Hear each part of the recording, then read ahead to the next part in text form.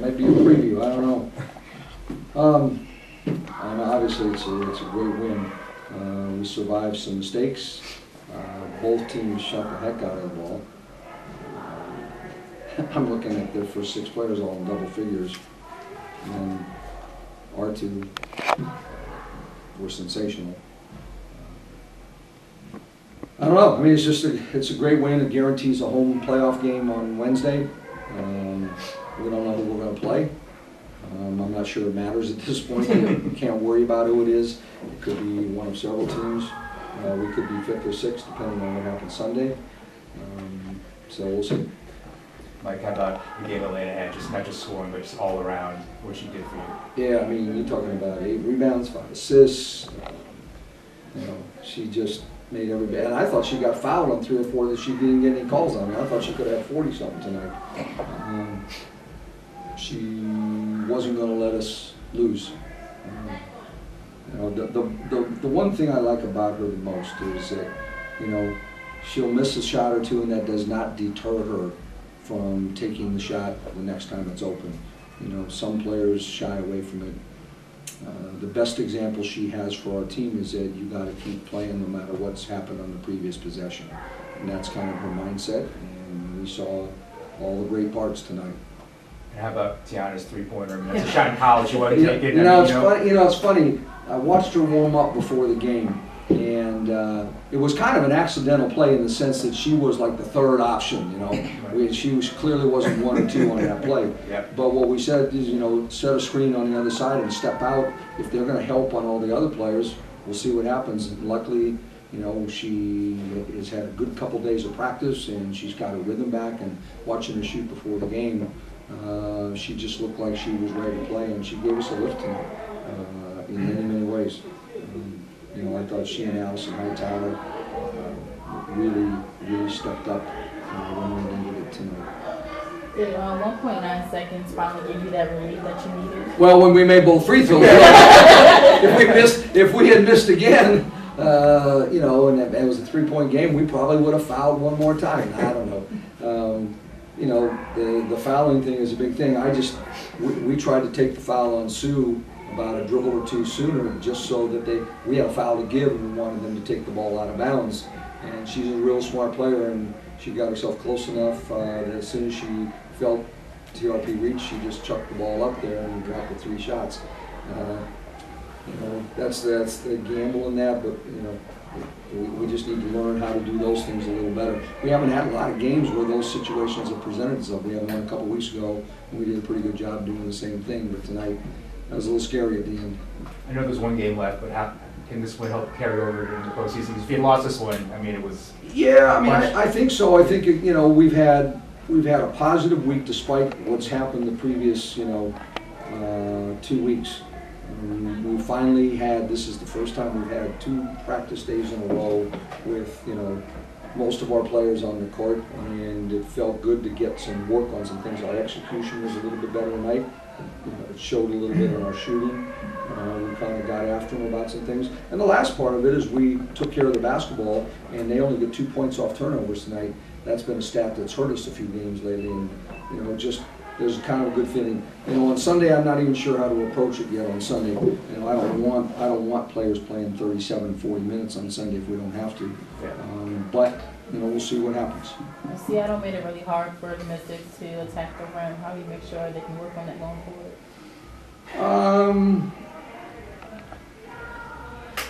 I mean, I don't know about attacking the rim. I mean, I just think that we don't have, without Taylor Hill, who is our best at attacking the rim, we're a little bit different. Natasha Cloud, that's one of her strengths. The group that we have on there, we don't have that many players. We have to do it through some post-ups. And most of our post-ups, they double team us. But we average about 30 points in the paint. We're not near the top. But tonight we were 34 or 6 or whatever it was. So I don't think it was awful.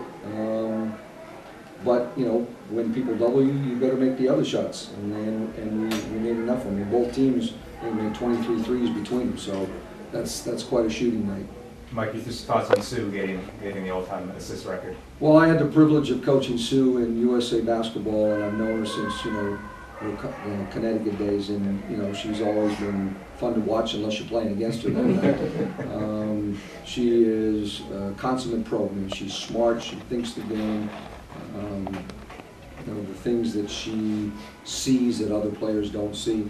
I've been really lucky. Coaching her in USA Basketball, Lindsay Whalen in Connecticut, and now Christy and Kara Lawson. We've had a slew of some pretty good point guards, and she's just been great for her career. I hope if we play them next week, she's not. Playing off Lucho or combining, how would you evaluate kind of the rapidity with which they've seemed to kind of learn each other and understand each other? Good soccer players find it easy to play with other good soccer players. And it's always been the case. I think you saw it right away in the first half. This kid Zoltan can play, and it's the game's fairly easy to him. He's very gifted, and again, guys like Lucho and Paul, they find it usually pretty easy to play with guys of that caliber. Jalen, can you speak to the organization in the back and the ability to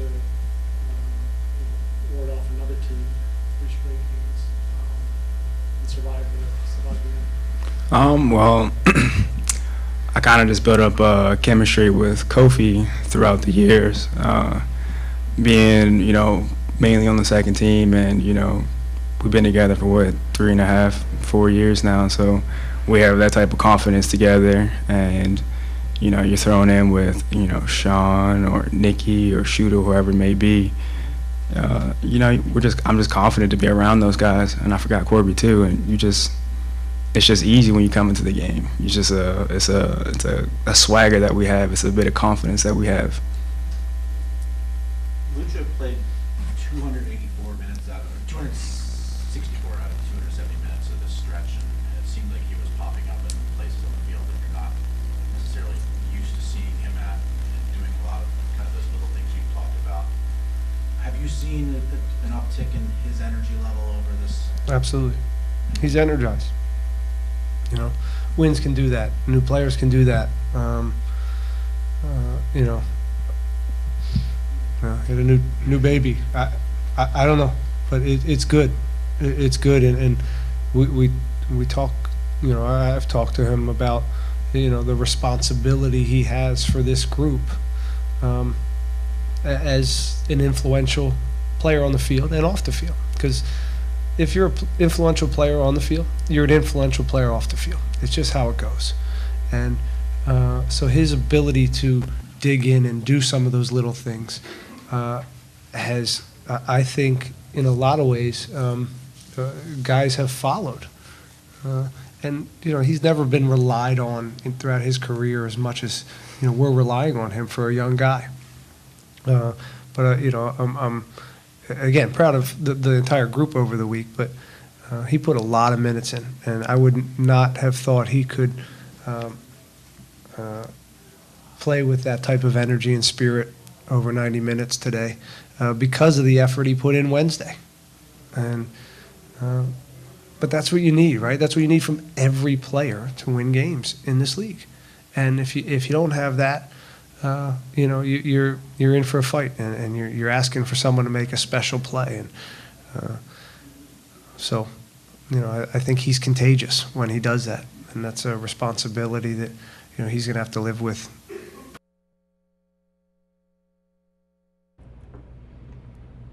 What's going on, everybody?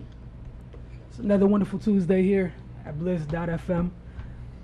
Man, you guys been on the show a couple times. I will make a big to-do about it, but you guys are pretty much like, just focused regulars, whatnot. So we're joined tonight. We got Octavia here as always, Cardell, Marcus Helton, Brian Inge. How you guys doing tonight?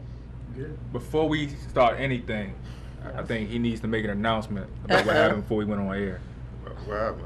What happened? I fulfilled the agreements of our bet. No, the agreement was a fresh ooze and ahs dinner, but I take the hot done. He cool. Ooze dude. and ahs I was like take that. $27. It was not in there. There was no hookup available. I had to improvise. I had to improvise.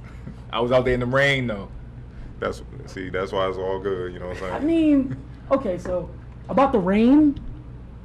It rained during the time you were being rude to the Wizards. Abusive, all Like that. that's Karma. You know, kind of, I gotta take it. I got nothing to say. you know. So I mean, I just want to throw that. Go out there. Wizards. Okay. But yeah, we got a fun show planned for you guys tonight. We got a lot to talk about, the local coverage. A lot has happened over the weekend. It was a good weekend in the DMV for football, for college football teams. A lot of teams made some noise. Shout out to Howard. Shout out to Liberty. You know, Baylor, how far you've fallen. If you forgetting another team. No, I'm not forgetting another team. I I'm got just you, making Coach, man. sure. Relax. All I right, got you you. just say that. You're not All going to let me forget them. I'm not going to forget them. I'm saving them for last. I got you. And shout out to the Terps. I feel bad one of these quarterbacks out for the season. But it was a heck of a start to the season. So, I mean, that's not bad. You know, that was the first week of college football. Now we got the first week of NFL football right here. I'm so excited about that. But you guys came in to talk about something tonight, as always. So, Cardell, the floor is yours, sir. 5th annual DMVElite 80, man. It's been a minute. We always, obviously at the first one. My first question to both of y'all, did y'all envision it becoming a local and national, having that presence locally and nationally that it has now? I mean, that was the goal from the beginning. Shout out to Edgar Walker, who's out working for Bleacher Report now in San Francisco. It was one of his big brain childs. Mm-hmm. and when we first started working on it, it was just the idea of trying to get everybody in the DMV together in one gym. Right. And that first year was amazing. Some of the talent that you look back now that we had in that gym. Right. And it's just taking on a life of its own. Every year is one of the first things people ask me about. People come up to me and ask how they can get into it and what the process is. And to be here, I can't believe it's been 5 years already. So it's pretty distinguished list of alumni, and hopefully we'll get, we'll be able to continue that for a while.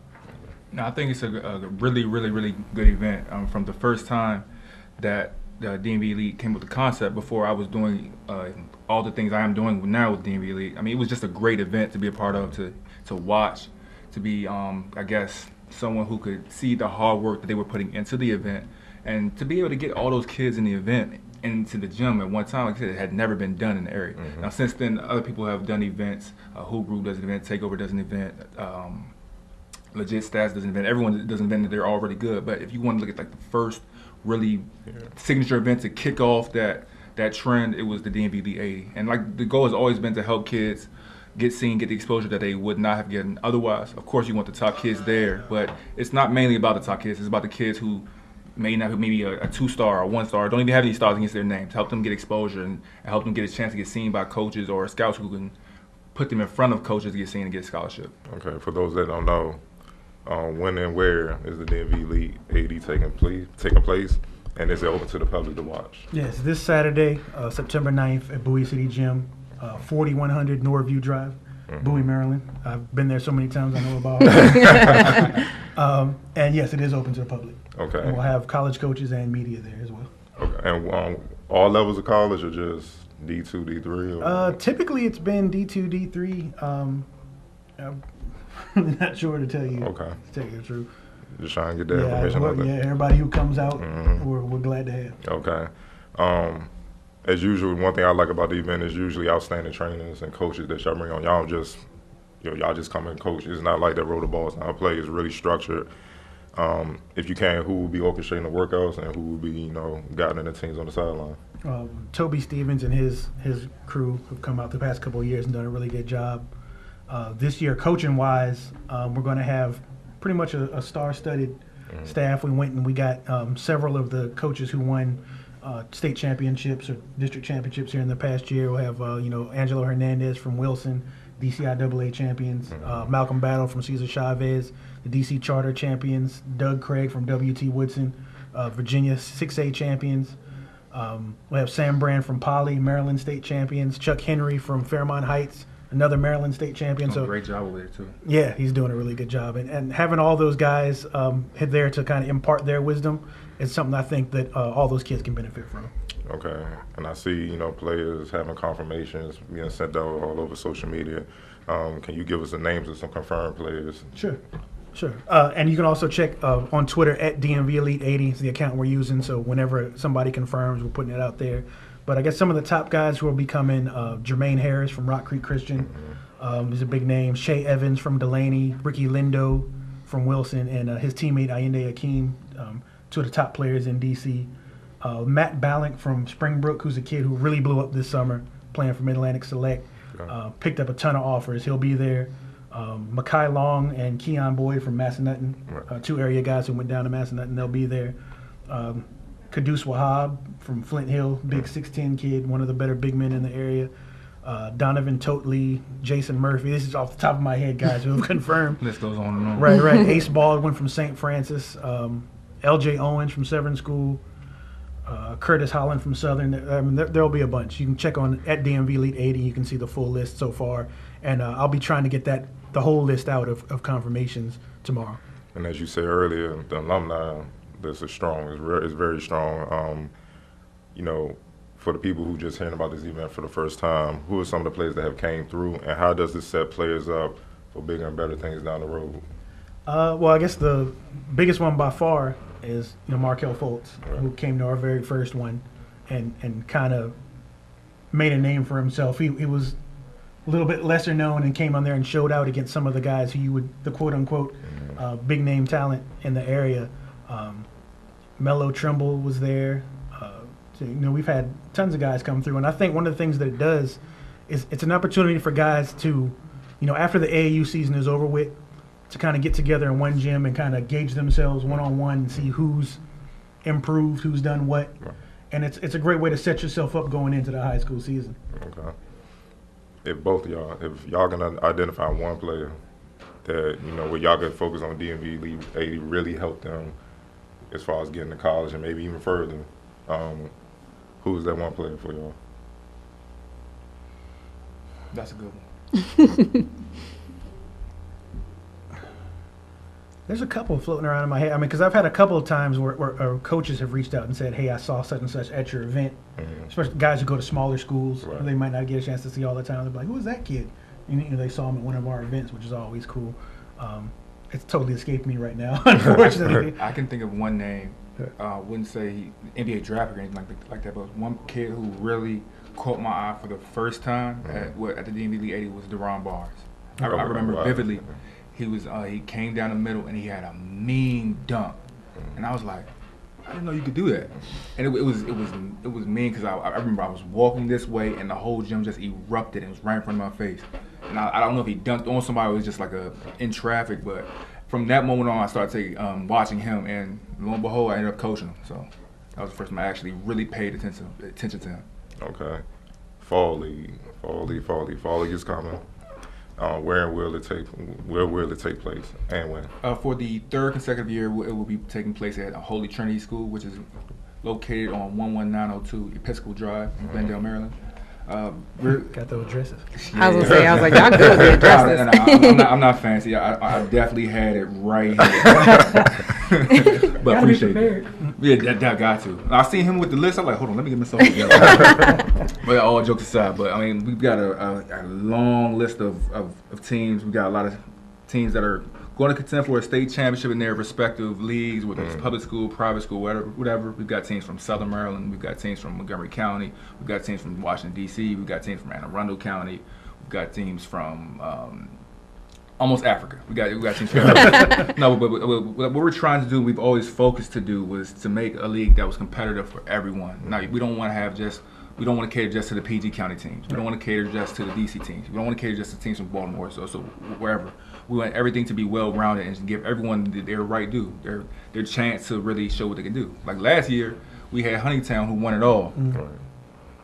I don't even know where Huntingtown is, but they proved it's far. And they had a kid, like you talk about a kid who came out of nowhere that you noticed and who blew up. Charlie Weber, right? Yeah, Charlie Weber. From Huntingtown, who's now at Bishop O'Connell. Blew up, won the MVP of the league, ran through everybody. We had teams full of just Division I talent last year, and he just ran through it.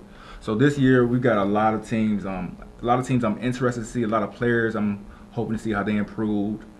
And for our JV division, and we were doing it for the second year, we got a lot of the heavy hitters, of course, in the middle school ranks, but then we've got a lot of pretty good middle school program. So we're trying to keep building that and get more participation out of them so we can continue to help them. Like, it's not just in our events, we're not just throwing the ball out and letting you play. Right. No, you're being evaluated, not by myself, not by just Marcus, not by just you who might come out, but different type of scouts and different writers, and even college coaches come out to these games. And that's what I want people to realize. We're not just doing this just for fun. We're not doing the DMVElite for fun or the Fall League for fun. No, we're doing this to actually help people. We're doing this to get kids in school or help give out an opportunity to get in school.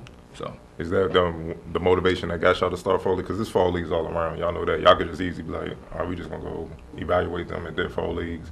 Is that the reason why y'all started your own? Because y'all really, wanted to make sure that they was getting the right evaluations to help them for college? I was doing leagues before. I was with DMVElite. But early on, I noticed that if I really want to help these kids, if it's really about helping kids, then I need to be aligned with people who are in the business of helping kids. And DMVElite was the avenue to go. And it's grown from there. We've had so many coaches come through and asking, who's this kid? I've never seen this kid. Like, what's his GPA? And luckily, by the grace of God, every time it's been, he's got a 3.0 or 3.2, or you can talk to his mom right here, or you can talk to, his coach or something. So D2, D3, I might add, because D1s can't come out. Just had to throw that in there. No NCAA violations. So, but yeah, that was the thinking. Like I said, from the first year to now, which is like we're in year 6 or something like that. Yeah. It's just grown to something really, really big, and we got some tricks up our sleeves to even make it better. We won't talk about that right now, but we just want to keep growing and keep giving everyone an opportunity to be seen. Okay.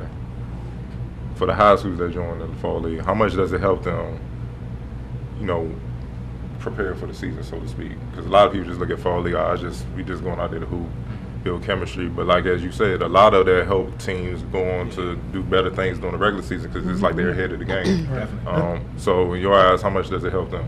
These teams, both of y'all. The public schools in particular, because they get such a limited amount of time to work together. Right. Especially coming off the AAU season, school has just started, everybody's back together. I think it's real cool for them to come out and kind of start building that chemistry and the camaraderie they need during the high school season.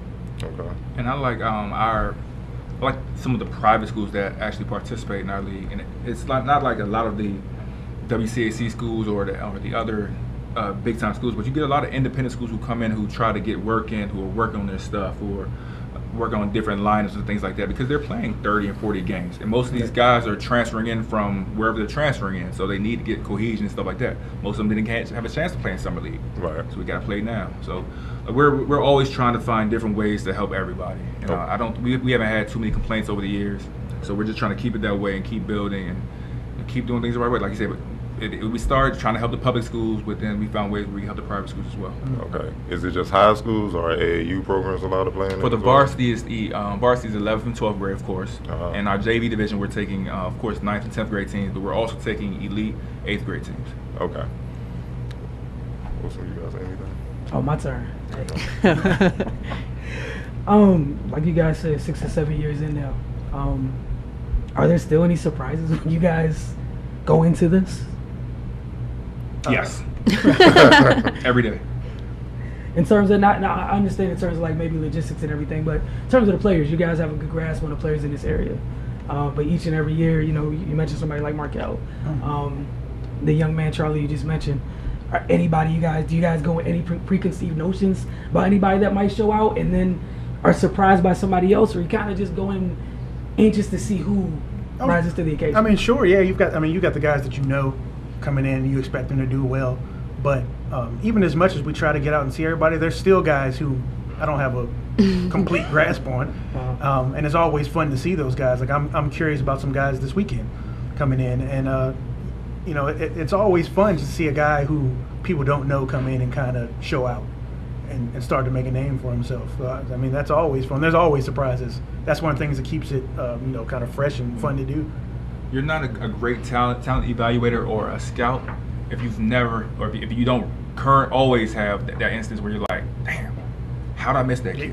Exactly. If you're not constantly saying that, you're not doing it right. And I always hear him say, God, how did I miss that kid? Or I'm like, yo, why did he want? I told you, it's like, yo, who is this kid? Why didn't you tell me about him? So if you've never had that experience, then you're not doing it right. But we always see players that should have gotten more notoriety, or that we may have looked over that we regret in the long term. It happens. It happens. You're trying to help everybody, and when you're trying to help everyone, sometimes you miss things. We're human, so yeah. You sound like me. I come up to him all the time like, yo, who's this kid? He be like, yeah, man. I was like, man. Cardell? Nah, man. I'm good. You good? All right. Well, we're gonna take a quick break, and when we get back, we're gonna talk a little local coverage. We'll see you guys in a couple minutes. You're watching The Focus. One more thing I want to talk to everyone about is something that we're trying to do.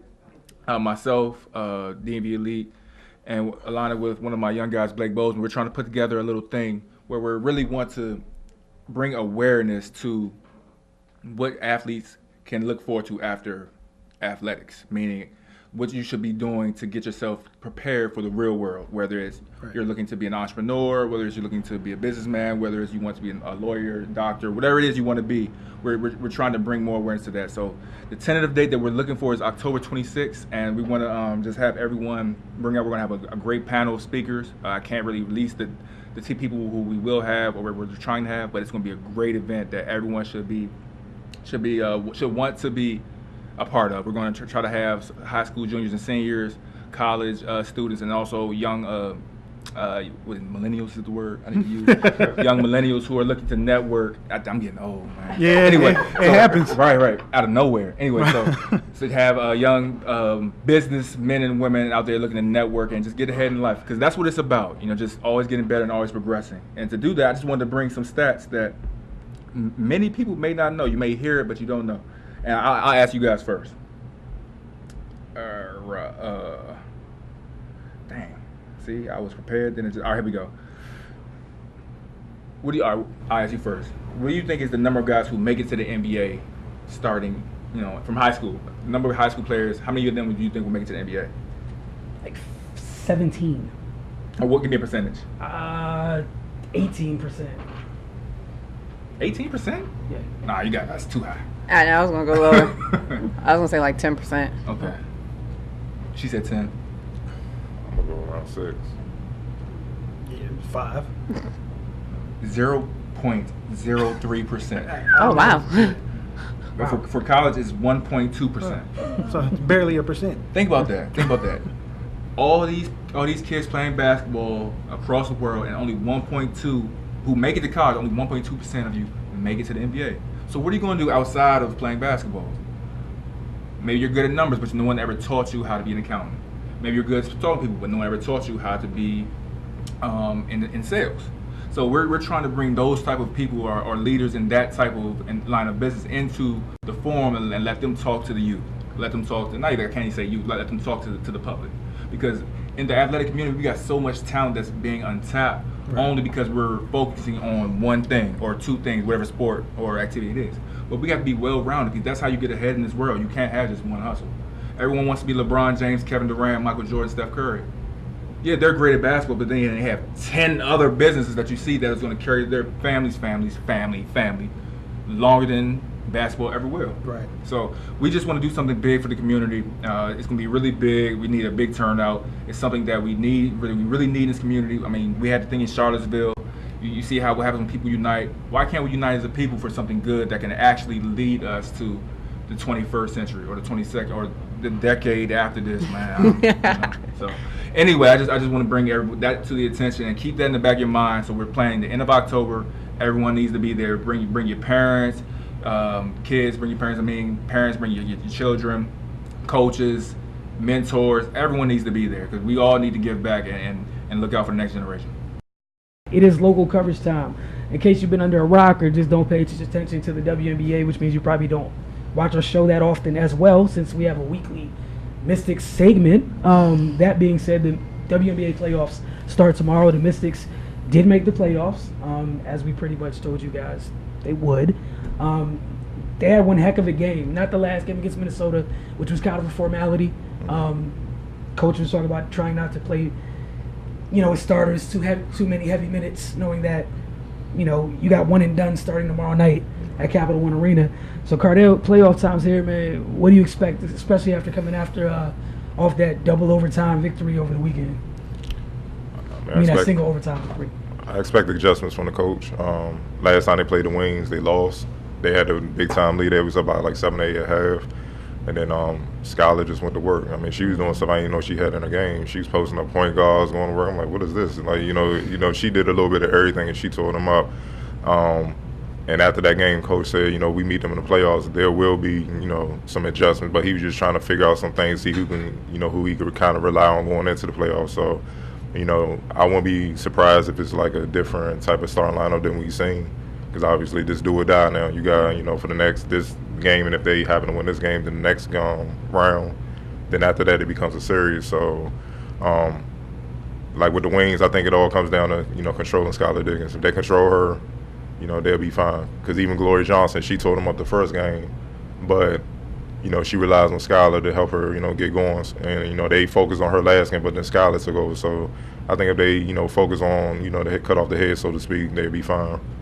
The other thing is, what you and I were talking after the end of their last win, their last regular season home game, it's that time of year. Big time players, big moments. We saw Della Don in that game, the last game at home. Do what she's paid to do, what she was brought here to do. Went for 33 points. Definitely could have had more if she got the ball in certain situations, but she was a killer out there. What do you anticipate seeing from her, now that the playoffs are here? I mean, the offense is a given, but what I'm most happy about, her defense has improved. Before, no disrespect, I love Della. She was like James Harden out there. The defense, it was bad. She wouldn't even get in the way, but you seeing her win games off blocks. Like, I know as much as she had 37-13 last game, something like that.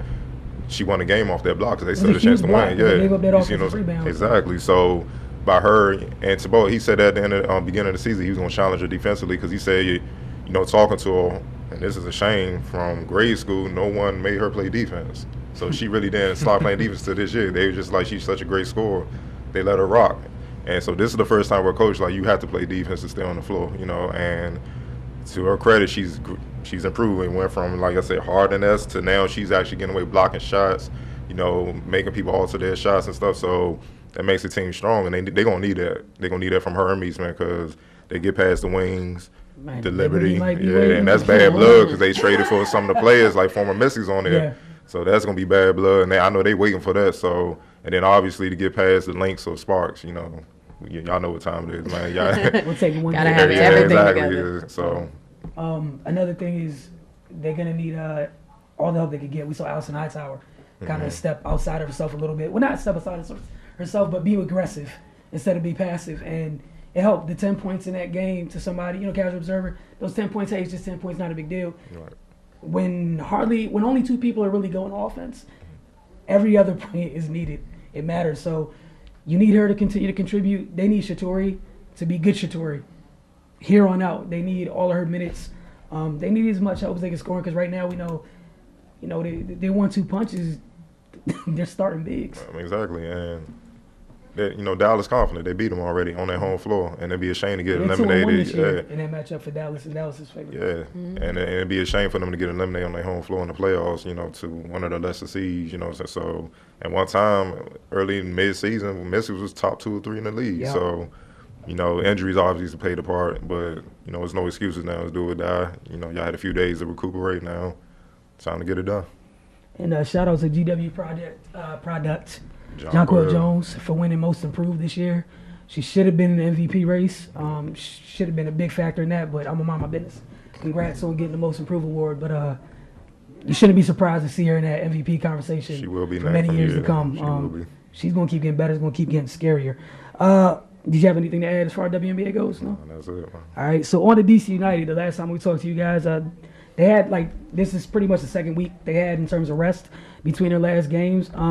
They were on a 3-game win streak before they went on this break, so it's good to see them kind of get going after struggling through most of the season. There's 7 games, or as Brian said, all, which is also an acceptable answer since we like telling the truth here. Choose E. So there's 7 games left in the regular season. For them, they got to win out literally everything. They got to take care of business every game to make sure they have a chance. The good thing is last week, while they were off, they kind of made up ground. After winning the game a week and a half ago, they were 11 points out of the final playoff spot. They're currently just 8 points out of final playoff spot. So in soccer, every win you get, every win is 3 points on the MLS table. So again, you need to win out, continue to get some help. You might slide into the playoffs and see, what can happen. Anything can happen in the playoffs. But I'm anxious to see if the time off only helps this team get better in terms of getting used to some of the newer players. I was talking last week about the newer players and how they've made a big impact and how it's not really the same DC United team we saw for most of the season. Sure, they still have some of their issues, but it's almost a different brand of soccer we've seen the last couple of games. Again, maybe you guys have also been on the rock. We had a fun weekend of college football this week, but on to the NFL. Redskins, Ravens. It's week 1, so I'm gonna bring this to the table before we get out of the local coverage section and slide into rapid fire, because I already know you got some questions on that side of it. But the Redskins, they host the Eagles, Octavia. So if you'd like to share your thoughts on the Eagles-Redskins matchup, and then we'll move on to the Ravens and Bengals. The Redskins are going down. Wow, thank you for that non-biased and super objective analysis. Now for your answer that we asked you to have. Oh, okay. Well, first of all, I'm excited because I'm actually going to be at the game, so I'm looking forward to that. I think it's going to be a good game. I mean, we talk about both teams, especially with the Redskins, with a new kind of receiving core, to see how they're actually going to gel together and see if Kirk will be Kirk or somebody else. Who knows? But I think it's going to be a good game. It's the first game of the season. It's the NFC. It's a division game, so it means a lot. It's not just the first game to get your feet wet, figure out what you guys want to do. Like, you have to go in hard to, start off strong. So, of course, I'm banking on, back to my biased answer, of course I'm banking on them, my Eagles taking care of business at FedEx Field. But I'm just excited to see both teams, honestly. Like I said, to see how the Redskins react with this new receiving core, see who's going to step up, see how Terrell Pryor actually goes through the season with the Redskins. I'm excited. Yeah, I'm kind of interested to see that. That's probably my biggest thing that I'm really looking forward to seeing. And then on the other side, my Eagles, I'm really just trying to see how Wentz actually has grown. I do think part of the reason last year was, our offensive line, when Lane Johnson went down, it was kind of difficult from him after that. So I'm excited to see, since he's back, we have a good, offensive line there. I'm really excited to see how LeGarrette Blount's going to be as well, coming over from the Patriots, to see if he can keep up that same type of mindset and run the ball, because we need him to do that. So, yeah, I'm just overall excited that football is back officially.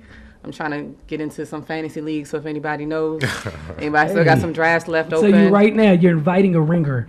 Be careful. I'm just saying, I'm just gonna throw that out there. Cause I'm about to just start joining random leagues on these things and just start playing against people. I feel bad for everybody that let you join. She's probably better than me. I'm trash. She's I take fantasy football very seriously. She's nice with it. So again, that's seriously a ringer. You're inviting. Anybody else? Still trash. See, look, you want to know what's sad with me is I will watch a ton of football on Sundays and forget to set my lineups. Oh no. So that's why I can't. It does not happen on this side. Now I get Sunday morning. I'm up like, all right. Actually, on Thursday, I actually start early. Yeah, I know. Because, Thursday night games, you got to be careful, too. Yeah. Line up, be done. Yeah. She's serious. Oh, yeah. I read all the projections. I read the projections to see who's going to be good that week. If I need to drop somebody real quick, pick somebody up, that's going to be good. I'm very serious. I thought it was a game. Again, you're inviting a ringer. No problem. Some other thoughts on Redskins, Eagles. Obviously, want to see how Wentz does with the wide receiving core. See if their defense actually does, stop people this year, and that goes for both teams. Yeah, because both had bad defenses last year. And on the Redskins side, everybody knows what's going on with Sua Cravens. So want to see if Monte Nicholson gets a chance to step in at safety, see what the kid from Michigan State can do. And for the Sua Cravens thing, we're not gonna go into too much detail, but fans, y'all gotta chill. People are humans. Fall back.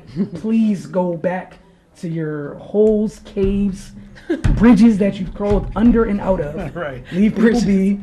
That's somebody's mental makeup. Let them work that out and come back to it. It's just a game. At the end of the day, they play it. You do not fall back. Ravens, Bengals.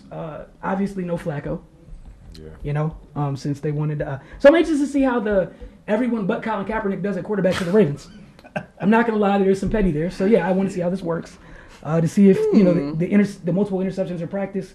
Because practice makes perfect. So I expect 3 or 4 interceptions on Sunday. I also want to see the Bengals. Anxious to see. They've kind of been like stuck. They're like been a sports purgatory for like the past couple years. Like they're supposed to be good enough to challenge people, but nobody takes them serious come postseason. Right. Then they're in a regular season, just like, oh, that's cute. You guys are on a run. So we want to see how that goes. Ravens defense, I'm interested to see, and we got to see the Bengals without Burfleet. We know he got in trouble again, and that's kind of like usual. the only person that is a big deal over there. So I mean, fun times, but it's week 1, man. Football's back. I mean, that's pretty much all we have to take away from that. Going to take a quick break, and when we get back, we will jump right into rapid fire. I can't wait to see what Cardell has for us. You do have something, okay? Got something. I'll do when we come back. Oh, no problem. We'll take a quick break. You're watching The Focus.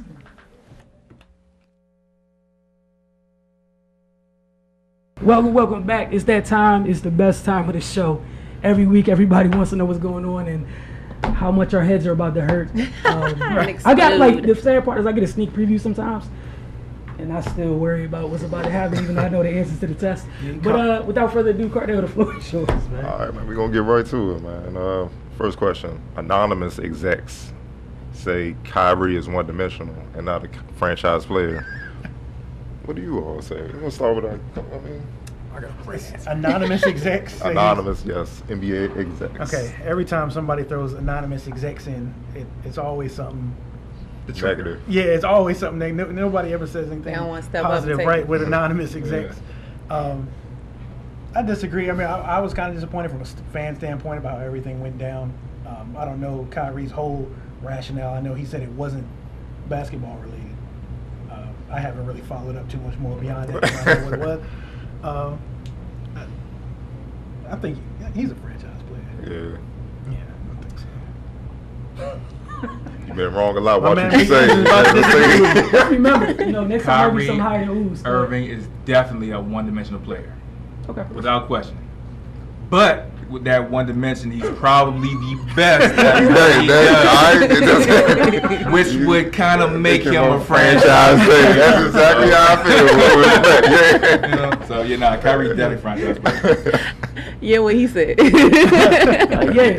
That one thing when you can do it very well, Mama said you paid for it. And everybody know you can do it, still can't stop it. One of the best in the league, man, hands down. So I'm glad that you feel that way, but probably whoever said this, your point guard, Kyrie's probably gave 42.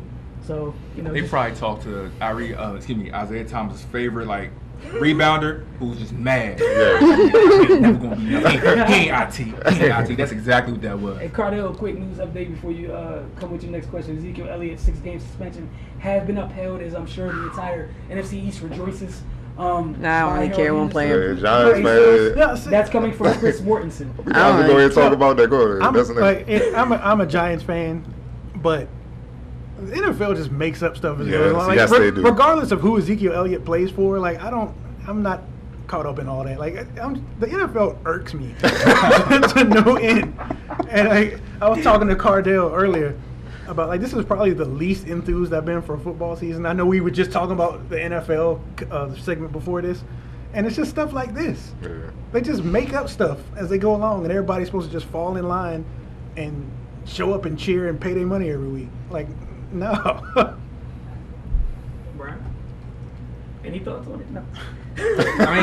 For what he did, I'm not a Cowboys fan anyway, but for what he did, I 6 games, I'm cool with it. If it was 10 games, I'd be cool with it too. So I don't really want to get into that too much. Well, the 6 games don't affect me because we don't play them while these 6 games happen. What I'm kind of upset about. Okay. I wish we would have played them. She's serious. I told you. Oh yeah, I know. I think we play them the week he comes back, or the second week, something like that. So I don't really care about that, at least in that standpoint. But like we talked about previously when we talked about this situation, I'm fine with it. I think it's something that he needs personally. I don't think it's a big league thing. I think he needs that personally. I think he needs this wake-up call to be hey, I need you to really back in. You're on track to be one of the faces of the NFL if you're not already. Mm-hmm. And to just be out acting the way he is, celebrities always say, like, I don't want to be a role model, I don't want to be a role model, but you are. Like, I'm sorry, like, these kids are going to be looking up to you, so you have to conduct yourself in a way that's, you know, appropriate. So I'm fine with the 6 games. I was a little concerned that they would take it away because of all of the, you know, investigations and Jerry Jones money, all of that nonsense. But, you know, they need to rein some of them in, because, like, I still feel like we talked about when he was in college, like, he was just used to getting his way. He's used to, you know, skating over stuff. So I think hopefully this will be his wake-up call. Who knows? Because we talked about he was on the boat partying while they were still trying to decide what was going on. So, you know, you never know, but, you know, I'm fine with it. Octavia answered for me, so I'm cool with that. I'll take that.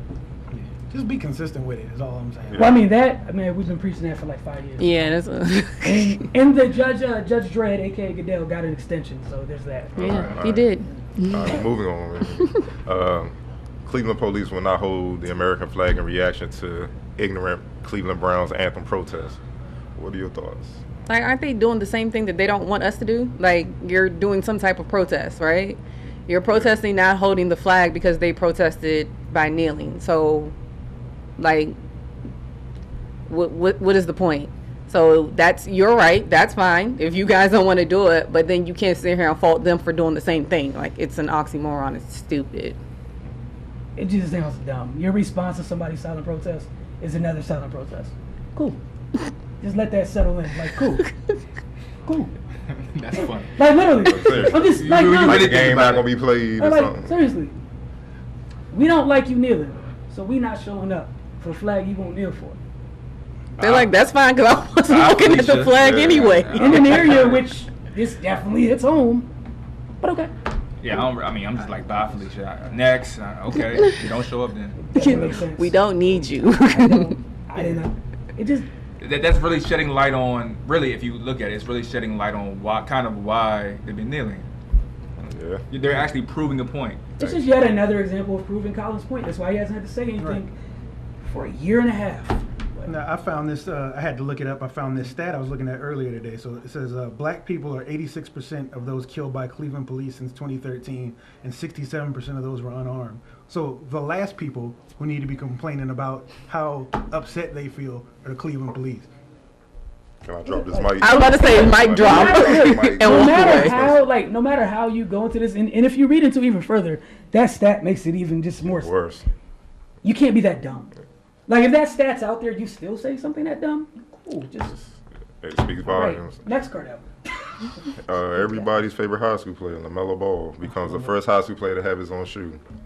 LaVar said he's going to have his shoe. NCAA ain't going to tell me ish, because they're not my boss. That's why that's what they do. But they're not going to be like, oh, LaVar, you can't bring that shoe out until we tell you what? Something that I'm doing for my family, that's mine. I'm not under no umbrella. What are your thoughts on that? Somebody else want to start? I'll start that. I've been on the record. I wasn't a big LaVar Ball fan. I wasn't a big Lonzo Ball fan. I hated everything I thought LaMelo Ball stood for. This so lit, yo. Like, hey, yo, I can't even lie. I went from, I'm like, man, I don't like him. He's not that good, to I'm watching the YouTube videos. I'm looking at the rings, and I'm like, yeah, I guess he is that good. I ain't seen him play before. You know what I'm saying?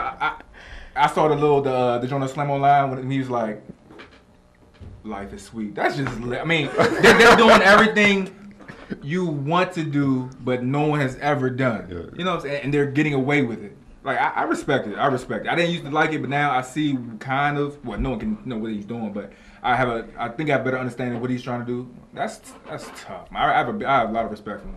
And yeah, I'm not gonna buy a pair of $395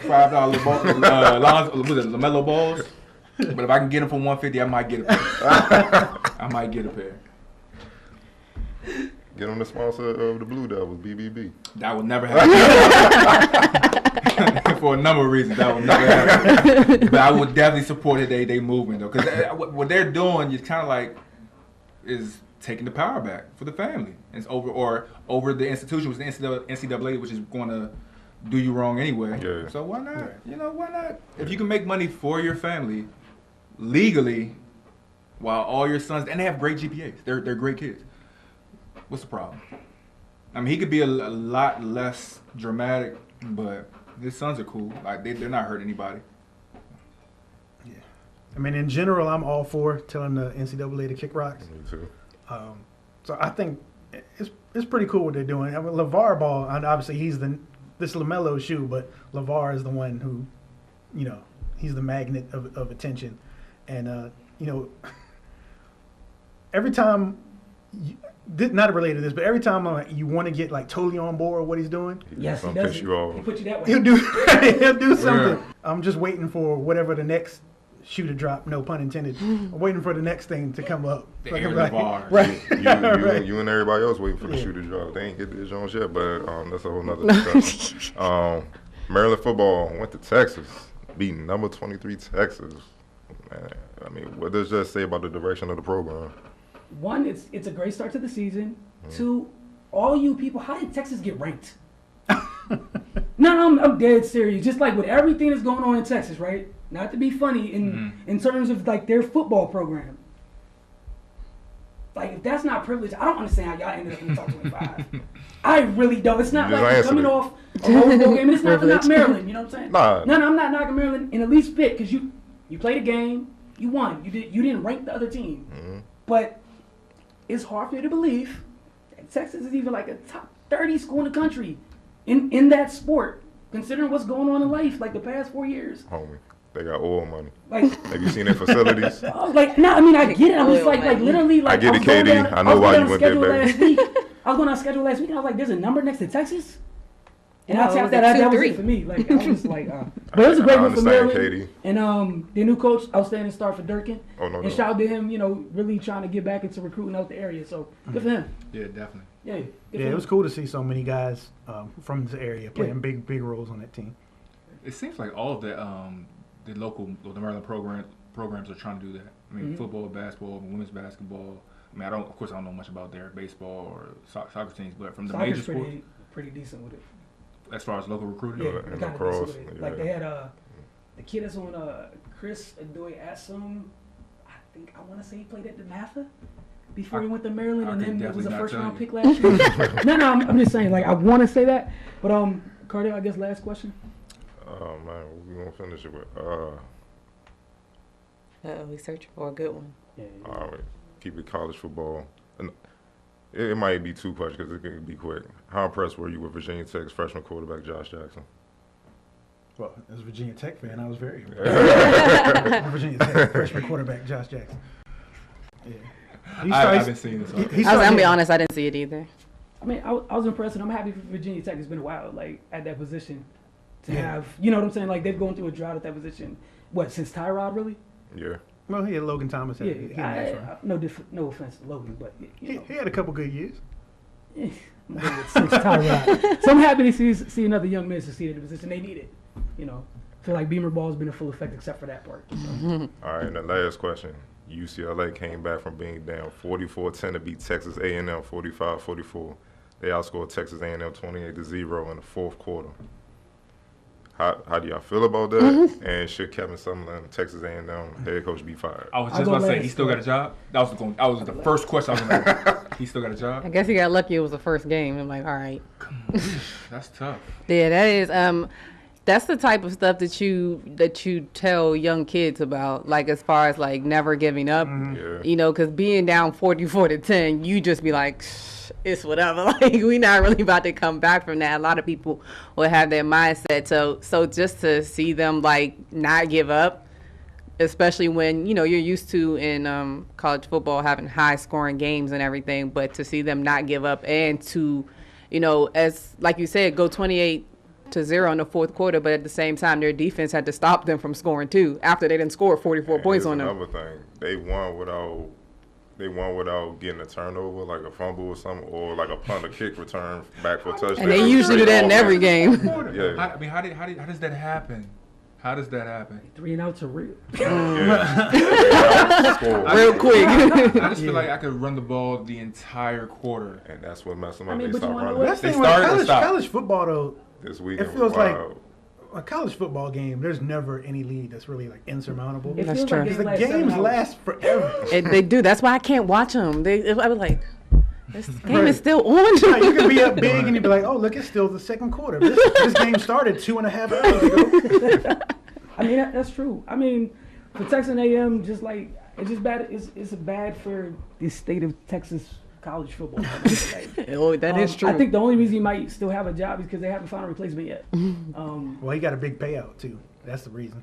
I mean, well, you know, hey, look. Well, they got money to pay. Look, I'm just saying. They got oil money. As Cardell said, they got that bread. I don't even think that's an issue. Like, I don't even think he got job security. And they're like, oh, how much is it? Y'all got that, right? All right. Who's the new coach? See you later. Pretty much. I mean, Yeah. like, it's bad. But just before we get off, I want to thank you guys for coming through. Always appreciate it. I want to shout out Howard. I was going to And, say, make sure you shout out to Yeah, Howard. Shout out to Kalen Newton. Don't call him Cam Newton's little brother. That's Kalen. That's all I saw in the reports. They was like, Cam Newton's little brother. Yeah, just already stopped. Plays for Howard. Cam went to Auburn. Kalen's at Howard. Great start for Howard. Shout out to Coach awesome. June. You know, it's great. And Coach London, you know, a new area here at Howard. So it was good to see it get off to a good start. But definitely just keep Cam's name out of it. You know, I saw too many too quick for folks around this area that don't pay attention to Howard football. And I'm happy that you're excited, but leave Cam's name out of here. Hey, You know, that's Kalen's there. quick update. We talk about Ezekiel Elliott. So they just said Ezekiel Elliott is not eligible to play Week 1 versus the Giants due to timing of decision. Dun-dun-dun, dun-dun-dun. You gotta let the sticking it to him. They sticking it to him. NFL courts are wild. They sticking it. So I'm guessing he'll play the first game and then serve the 6-game suspension. Maybe You know what? Just he'll be out against us now. want to thank y'all for coming in, man. Want to thank you guys for tuning in. See you guys next week, same time, same place. Thank you so much for watching The Focus.